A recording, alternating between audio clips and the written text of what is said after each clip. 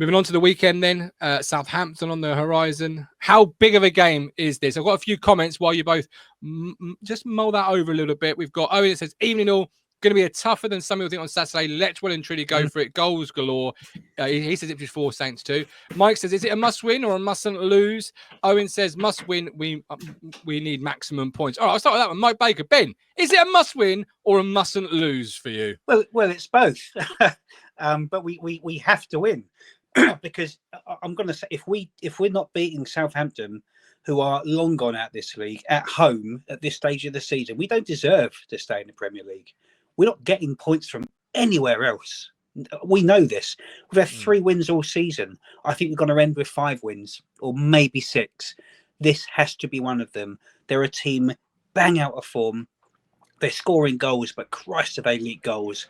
There's no reason for it not to be a must-win. This is coming into February now. This is not like late November, early December. We have to win. And if we don't, then we don't deserve to be here. Is it a must-win or a mustn't lose, Mark? Is it fair to say if you don't win Saturday, you're not condemned to relegation, but you're certainly waiting for the lady to sing? Well, yeah. I mean, if you go back to the reverse fixture where we, burgled a draw, didn't we, through Morsey's goal? We did. We was all sat there, and and Southampton weren't great then, and it was one of them where you thought, right, we need to win this because they're a team that's in and around us, 6-pointer essentially. Yeah. So, from that point of view, it's disappointing. So to then now come, full reverse really, in the sense that we're now playing them at home, it should be a must-win. As Ben was saying, it's one of them where they are leaking goals. They don't score a great deal. But I do think it's going to be a tough game. I think it's going to be one of them where I don't want to say that our team would sit there and think we can just roll them over and beat them, but there is an element of that. Yeah. And I think it's a case that we, as long as we don't, fall into that sort of pitfall, really, then we should be all right. But I think it probably should say a lot that I know we played Brighton, City, Liverpool, and not scored. I know we scored obviously with Greaves at the end there, but really we've not really put goals in the net. So that's concerning in a way. And I know it's 3 big teams, but still we haven't scored many recently. So it's a must-win in my opinion. Because even if you get a draw, what does that do? It doesn't do anything. We're not moving anywhere. So yeah, must win. And Everton have just turned the corner. I cannot see us outscoring Wolves this season, but that's a bigger conversation.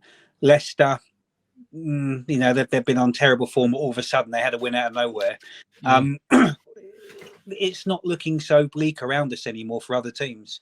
So this is a must-win just because a couple of other teams are just starting to get a little bit of momentum, which often happens late in the season. You think the season we went down from the Premier League, we won something like 9 of the last 12. So, late in the season is usually quite good for teams that are kind of desperately trying to survive. But that includes all the ones around us as well. So we have to be better than them. Well, this is the thing. I think, you hear a lot of fans at the moment being like, well, we only need to be better than 3 teams. And that's true, obviously. But we can't rely on what other people are doing. We have to start putting points on the table ourselves. So, and starting obviously with that at the weekend. And, I can't see anything other than a win, to be honest with you, because that's what it should be on paper. But we know that football isn't played on paper. It's more of a case that we're sitting here at the moment and, we're desperate for the win, if anything. And the only place we think we can get it at the moment is at Southampton. So, yeah. Yeah. What would you say to Graham Hodges here, Ben? Absolutely must win and convincingly. Is it a game you have to win convincingly or just a game you have to win at full stop, Ben? Just win. That's a great question. Win convincingly, I think, would be ideal. Although I would say at this point, you just have to get the 3 damn points on the board. I think the only reason you want to do it convincingly is because we've leaked 11 goals in the last 180 minutes of football. And that's a goal every 14 and a half minutes. So we have got to. I was worried about the confidence going in here.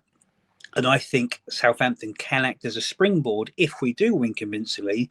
But kind of at this stage, I don't really think I give a fuck. So we just need 3 points.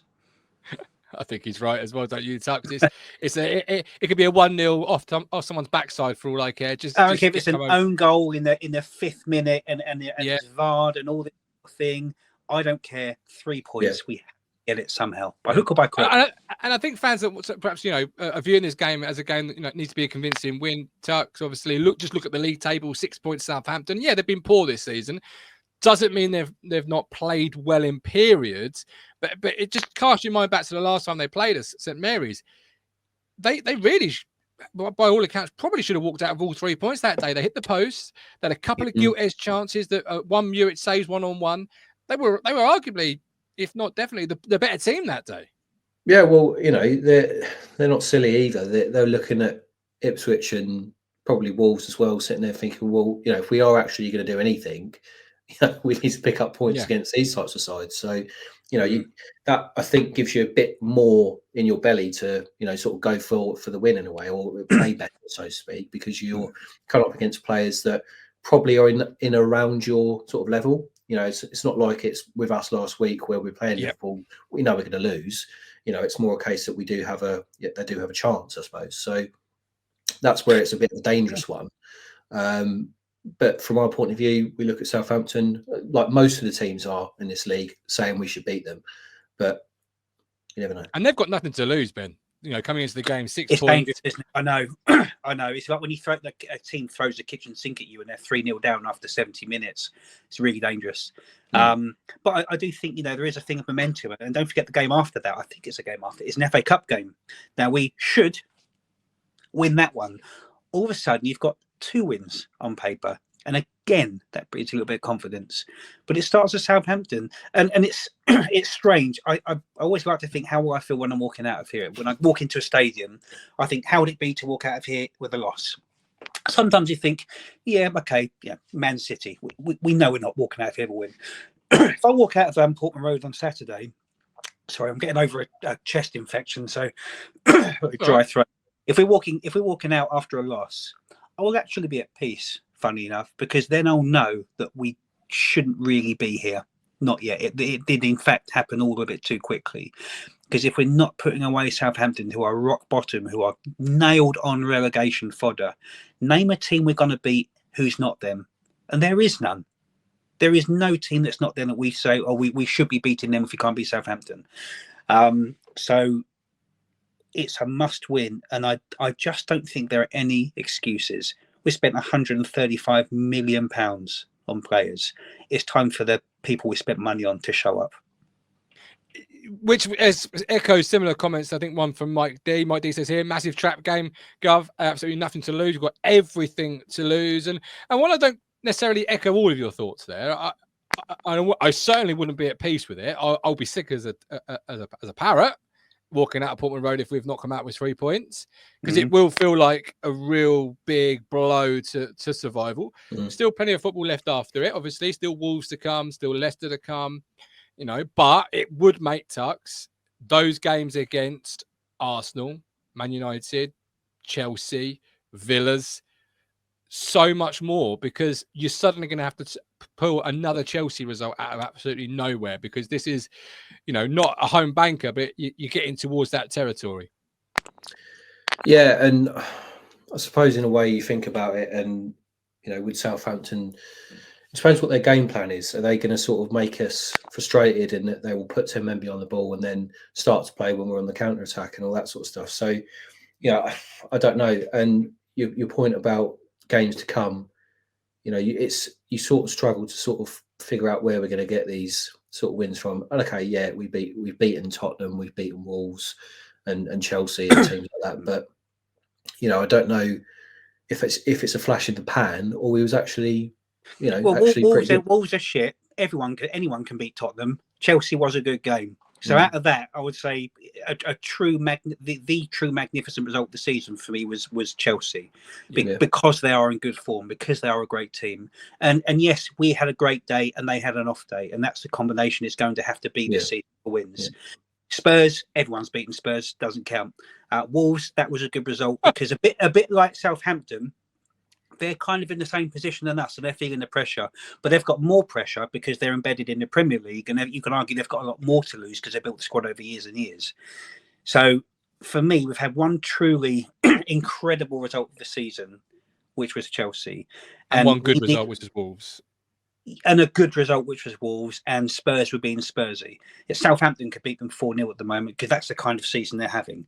But I think we need to do 3 or 4 more Chelsea results to survive. You might need 5 if you don't put out a result this weekend. That is why we have to win it. Well, yeah, I think to your point, to put Ben's point earlier, where you see in previous seasons, previous teams that are fighting relegation, they do seem to put a bit of a run together towards the end of the season. I don't know why that is. A lot of it is obviously because you think, right, I need to pull my sleeves up now and let's go. But you're seeing teams like Everton who, a little bit of a manager bounce, but they seem to be putting wins together now. Palace is sort of out of it now for me. Yeah. And then you've got like Leicester, who will probably, for me, I still think they've got a decent side for kind of where they are in the league. They've got Vardy. We don't have a Vardy, and that's what it is. It's kind of having that sort of killer instinct, really, and I think that's what we kind of lack a little bit. But I can see them sort of pulling the odd result out here and there. But funny enough, though, we've got Spurs to come, so there's a guaranteed 3 points. Yeah, but as Mike D says, they'll have some players back for that. Might have a new manager by that point. I don't think they probably will. They might do. Who knows where the results are going at Tottenham? And in answer to both of your points in regards to Ben raising it, a team finding momentum, and then you building on it, Tux, I think it's just a spark.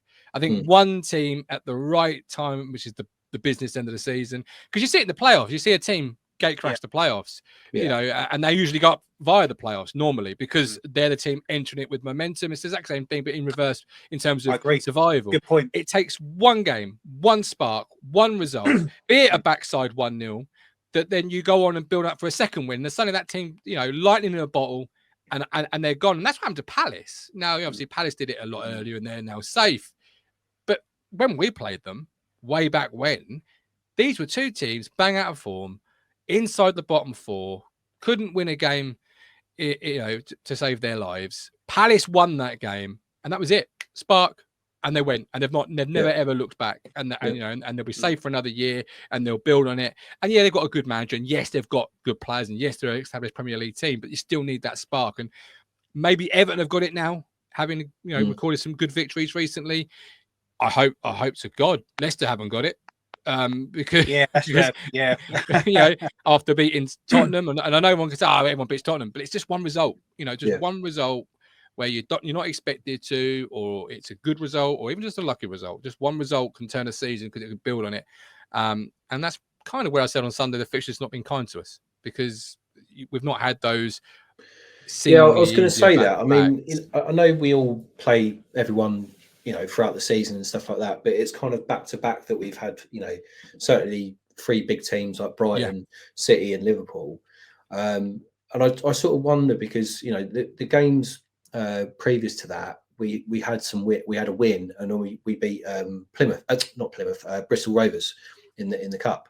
And you'd think that maybe if we was playing, I don't know, say a Leicester or someone who's probably in the lower reaches of the league, more on your par. Yeah, that we could have got a few more wins out of that, and the confidence would have breed from there. But I suppose it's just unlucky that you then come up against the 2 best sides in the league, really, back to back. So but even this one, you got Southampton, then and then it's met afterwards by Aston Villa. Then you've got Tottenham, then Man United, then Palace, and even like Wolves, for example, you're suddenly met with Chelsea, Arsenal. On form-wise, that is not a bad running. Aston Villa aside, they're having a good season, but Spurs, okay, they're Spursy, but they have a couple of players back, so that's an anomaly. Man United, who are, Jesus Christ, they're in turmoil at the moment. Wolves, okay, you might think that's winnable at the very least. Crystal Palace, they've come away from it, but they're vulnerable because they have been. There's spicier fixtures going into February and March, so it's certainly not fucking Liverpool, Arsenal, and Man City. So if you actually look at the form and what we've got coming up, I'll be probably more resigned to our inevitable fate if we had the teams like Liverpool and Man City coming up in 4 or 5 games. So it might be a good thing to just that's the positive in a way, is that at least we've got Liverpool and City out of the way. So if we do look to build a run of results together, we haven't then got to sit there and think, oh Christ, we've got City coming up. We've only got one more guaranteed not win coming up, and that's Arsenal. But so that aside, you could you've got Chelsea and Newcastle. Newcastle turned over, didn't they? Yeah, absolutely. Right. Yeah, excellent. All right, score predictions then as we round up the show. We've had a great show. We have some parity, some disagreements, but it's been a great show. Thanks for joining me. The score prediction then, and don't forget we are live again. We're not live. I'll rewind that. Don't forget we are back tomorrow for Meet the Opposition. Matt will be sitting down with Martin from Southampton, and then back again live post game, win, lose or draw. We'll be live from Sir Ralph Ramsey statue to discuss what we've just seen. And we are partnering with Stomach Osteopaths. Give Freddie a call, 01449613633. Don't live life in pain. Give Freddie a call. He's the governor there. Tell him the Gov from Talking Town has sent you. Right, score prediction. I'll go with you first, Mark. Your score prediction, please. I'm going to agree with Colin Plum. 3-1. Oh, yeah. 3-1. Ben? I'm going to do something. I've just got this weird fit. All my reservations aside, how we have to win, I do think that we will. I'm going to go for a 4-1. Or maybe even a 5, because I think it's a team that is ripe, that when they feel confidence, I think we've got it in them to take the right team apart, and I think that'll be Southampton. So 4 or 5-1. Okay. I'm going to say 2-1. Tight. We are going to have, Yeah, I think it will be tight. I do think it will be tight. We are going to have a player emerge to be this year's Jeremy Sarmiento. And Cisco, his magic, you know. It could be him, could be Jaden. Yeah. Obviously, could be his full home debut. It will be somebody. If in my score prediction, 2-1, somebody's going to be the Sarmiento of this year. Somebody write their name into folklore. That the ink is wet and the page is empty. Come on. And the North Stand will sing Southampton. It's happened again, which they like to sing. It could be anybody, but we are getting a little habit against Southampton of scoring late. Morsey at their place this year, Sarmiento our place last year, and they'll know that too. I could just see it, 1-1 heading in, final few minutes, and somebody just some way, somehow, could be a thunderous strike, could be a glorious strike. Could just be an Aaron Drennan special. Mate, don't make this awkward for me. I don't want to get an erection on a podcast. Don't make it awkward for me. Wonderful. There you go.